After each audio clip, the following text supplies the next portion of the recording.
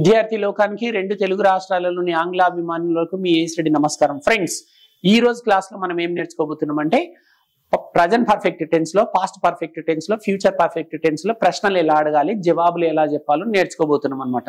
అంటే ముఖ్యంగా SR no type questions. ఈ అబ్బాయి పేరు బషీర్ అంటే ప్రజెంట్ పర్ఫెక్ట్ టెన్స్ అనుకోండి. ఈ అమ్మాయి పేరు రమాదేవి పాస్ట్ పర్ఫెక్ట్ టెన్స్ అనుకోండి. ఈ అబ్బాయి పేరు శివ ఫ్యూచర్ పర్ఫెక్ట్ టెన్స్ అనుకోండి. ఏం లేదు ఫ్రెండ్స్, ఏ టెన్స్ లోనైనా ప్రశ్నలు అడగాలంటే ఆ టెన్స్ లో హెల్పింగ్ వర్బ్స్ నేర్చుకోవాలి.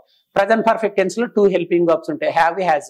పాస్ట్ పర్ఫెక్ట్ టెన్స్ లో ఒకే హెల్పింగ్ వర్బ్ ఉంటుంది, ఏకైక హెల్పింగ్ వర్బ్, అది హ్యాడ్. ఫ్యూచర్ పర్ఫెక్ట్ టెన్స్ లో shall have and will have. అంటే హెల్పింగ్ వర్బ్స్ తోటే ప్రశ్నలు అడగాలి. ప్రజెంట్ పర్ఫెక్ట్ టెన్స్ కదా, హ్యావ్, హ్యాజ్, ఈ 2 హెల్పింగ్ వర్బ్స్ ఉంటాయి. మరి హ్యావ్ తోటి ఎప్పుడు అడగాలి?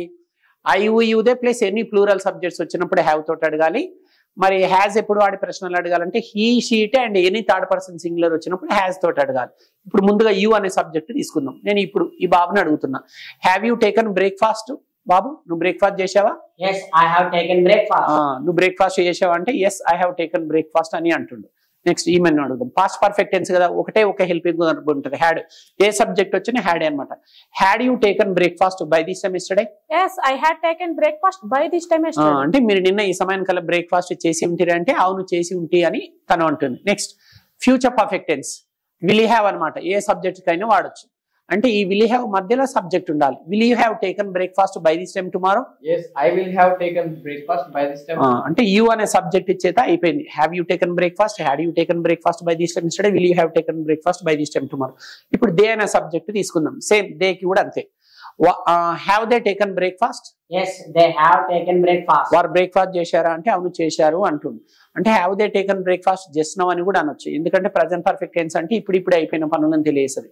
ఈ 3 సింపుల్ టెన్స్, ఈ 3 పర్ఫెక్ట్ టెన్స్ల గురించి గత వీడియోలలో మీరు ఎక్స్ప్లెనేషన్ విన్నారు కాబట్టి ఈ వీడియోలో ఓన్లీ ప్రశ్నలు అడగడం మాత్రమే నేర్పిస్తున్నాం. నెక్స్ట్ పాస్ట్ పర్ఫెక్ట్ టెన్స్ లో they had they taken breakfast by this time yesterday? Yes, they had taken breakfast by this time అంటే yesterday. వారు నిన్న ఈ సమయం కల్లా బ్రేక్ఫాస్ట్ చేసి ఉండిరి అంటే అవును అంటుంది తను.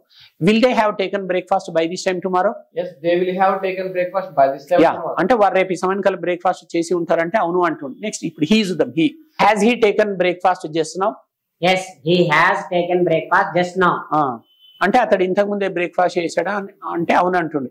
Had he taken breakfast by this time yesterday? Yes, he had taken breakfast by this time yesterday. Will he have taken breakfast by this time tomorrow? Yes, he will have taken breakfast by this time. ఇప్పుడు next she has she taken breakfast just now? Yes, she has taken breakfast just now. అంటే ఆమె ఇందాకనే breakfast చేసిందంటే అవును అంటుండు. Had she taken breakfast by this time yesterday? Yes, she had taken breakfast by this time అంటే yesterday. ఆమె నిన్న ఈ సమయం కల్లా బ్రేక్ఫాస్ట్ చేసిండేనంటే అవును ఉంటుంది. Will she have taken breakfast by this time tomorrow? Yes, she will have taken breakfast by this time tomorrow. చూశారు కదా ఫ్రెండ్స్, 3 పర్ఫెక్ట్ టెన్స్లలో ప్రశ్నలు ఎలా అడగాలో నేర్చుకున్నారు. ప్రజెంట్ పర్ఫెక్ట్ టెన్స్ లో హ్యావ్, హ్యాజ్లు ఉంటాయి, హెల్పింగ్ వర్బ్స్ వాటి చేత అడగాలి. పాస్ట్ పర్ఫెక్ట్ టెన్స్ లో యాడ్ ఉంటుంది. ఫ్యూచర్ పర్ఫెక్ట్ టెన్స్ లో షెల్ హ్యావ్, విల్ హ్యావ్ ఉంటుంది. మెయిన్ వర్బ్ అయితే మూడో రూపంలో ఉంటుంది. సో ఈ వీడియో మీకు చక్కగా అర్థమైందని ఆశిస్తూ అతి త్వరలో మరో చక్కటి వీడియోతో మీ ముందుకు వస్తాను. అంతవరకు నమస్కారం. ఇట్లు మీ ఏఎస్ రెడ్డి మరియు విద్యార్థి బృందం.